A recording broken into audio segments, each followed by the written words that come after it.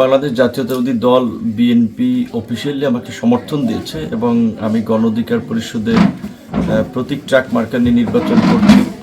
আমি শতভাগ আশাবাদী যে এই গলাচিপা 10 মিনিট এই জনপদের মানুষ স্বতঃস্ফূর্তভাবে ভোট দিয়ে আমাকে নির্বাচিত করবে এবং এই নির্বাচনে অংশগ্রহণকারী রাজনৈতিক দলগুলো একে অন্যের পরিপূরক। তারা একসাথে যুগপৎ আন্দোলন করেছে, একসাথে সরকারও চালিয়েছে, কাজেই তাদের মধ্যে বড় ধরনের কোনো সংঘাত হবে বলে আমার মনে হয় না।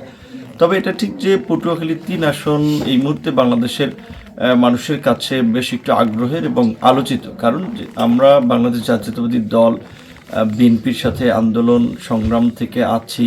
যুগপৎ আন্দোলনের কারণে বিএনপি এই আসনে প্রার্থী দেয়নি, আমাকে সমর্থন করেছে এবং বিএনপির সাবেক একজন ছাত্রনেতা আবার প্রার্থী হয়েছেন। এবং বিএনপি কতটা কঠোর এই বিষয়ে, তারা ম্যাডামের মৃত্যুর দিনে কিন্তু তাকে বহিষ্কার করেছে। সো এটা দলের নেতাকর্মীদের প্রতি কিন্তু একটা শক্ত বার্তা।